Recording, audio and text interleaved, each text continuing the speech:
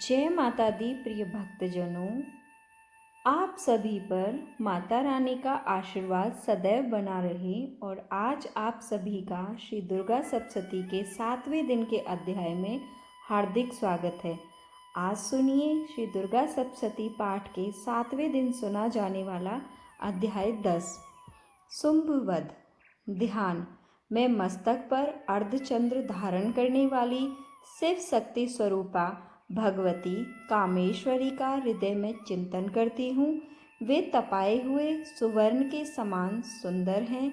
सूर्य, चंद्रमा और अग्नि, ये ही उनके 3 नेत्र हैं तथा वे अपने मनोहर हाथों में धनुष, अंकुश, पास और शूल धारण किए हुए हैं।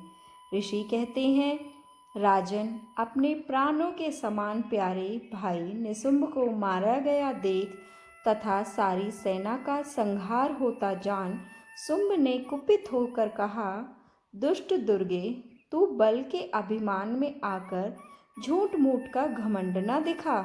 तू तो बड़ी माननी बनी हुई है, किंतु दूसरी स्त्रियों के बल का सहारा लेकर लड़ती है। देवी बोली, ओ दुष्ट, मैं अकेली ही हूँ। इस संसार में मेरे सिवा दूसरी कौन है? देख, ये मेरी ही विभूतियाँ हैं, अतः मुझ में ही प्रवेश कर रही हैं। तदंतर ब्रह्मानी आदि समस्त देवियाँ अंबिका देवी के शरीर में लीन हो गईं। उस समय केवल अंबिका देवी ही रह गईं। देवी बोली, मैं अपनी ऐश्वर्य शक्ति से अनेकों रूपों में यहाँ उपस्थित हुई थी। उन सब रूपों को मैंने समेट लिया है। अब अकेली ही युद्ध में खड़ी हूँ, तुम भी स्थिर हो जाओ। ऋषि कहते हैं, तदंतर देवी और शुंभ दोनों में सब देवताओं और दानवों के देखते देखते भयंकर युद्ध छिड़ गया।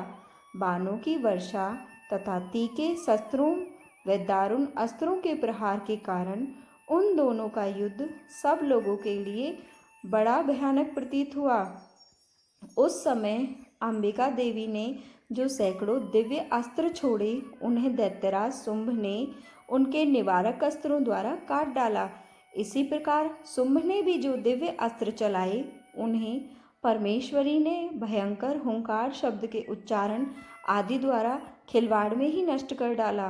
तब उस असुर ने सैकड़ों बाणों से देवी को आच्छादित कर दिया।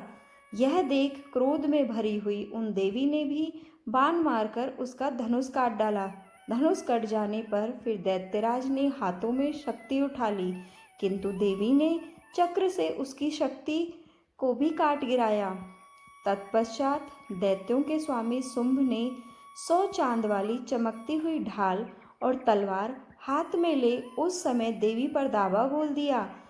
उसके आते ही चंडिका ने अपने धनुष से छोड़े हुए तीखों बाणों द्वारा उसकी सूर्य किरणों के समान उज्ज्वल ढाल और तलवार को तुरंत काट दिया।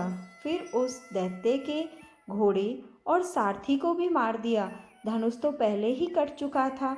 अब उसने अंबिका को मारने के लिए उन्मत्त हो भयंकर मुग्दर हाथ में लिया।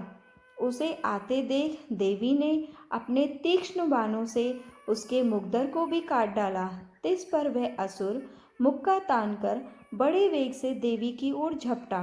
उस दैत्यराज ने देवी की छाती में मुक्का मारा। तब उन देवी ने भी उसकी छाती में एक चांटा जड़ दिया।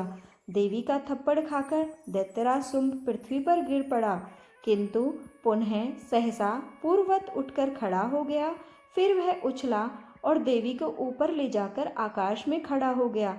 तब चंडिका आकाश में भी बिना किसी आधार के शुंभ के साथ युद्ध करने लगी। उस समय दैत्य और चंडी आकाश में एक दूसरे से लड़ने लगे। वह युद्ध पहले सिद्ध और मुनियों को विस्मय में डालने वाला हुआ। फिर अंबिका ने शुंभ के साथ बहुत देर तक युद्ध करने के पश्चात उसे उठाकर घुमाया और पृथ्वी पर पटक दिया। पटके जाने पर पृथ्वी पर आने के बाद वह दुष्टात्मा दैत्य पुनः चंडिका का वध करने के लिए उनकी ओर बड़े वेग से दौड़ा। तब समस्त दैत्यों के राजा शुंभ को अपनी ओर आते देख देवी ने त्रिशूल से उसकी छाती छेदकर उसे पृथ्वी पर गिरा दिया। देवी के शूल की धार से घायल होने पर उसके प्राण पखेरु उड़ गए। वह समुद्रों, द्वीपों और पर्वतों सहित समूची पृथ्वी को कँपाता हुआ भूमि पर गिर पड़ा। तदंतर उस दुरात्मा के मारे जाने पर संपूर्ण जगत प्रसन्न एवं पूर्ण स्वस्थ हो गया तथा आकाश स्वच्छ दिखाई देने लगा। पहले जो उत्पात सूचक मेघ और उल्कापात होते थे वे सब शांत हो गए और उस दैत्य के मारे जाने पर नदियां भी ठीक मार्ग से बहने लगीं। उस समय शुंभ की मृत्यु के बाद संपूर्ण देवताओं का हृदय हर्ष से भर गया। गंधर्वगण मधुर गीत गाने लगे, दूसरे गंधर्व बाजे बजाने लगे और अप्सराएं नाचने लगी। वायु पवित्र बहने लगी, सूर्य की प्रभा उत्तम हो गई, अग्निशाला की बुझी हुई आग अपने आप प्रज्वलित हो उठी और संपूर्ण दिशाओं के भयंकर शब्द शांत हो गए। इस प्रकार श्री मार्कंडेय पुराण में सार्वनिक मनवंतर की कथा के अंतर्गत देवी महात्म्य में शुंभवध नामक 10वां अध्याय पूर्ण हुआ।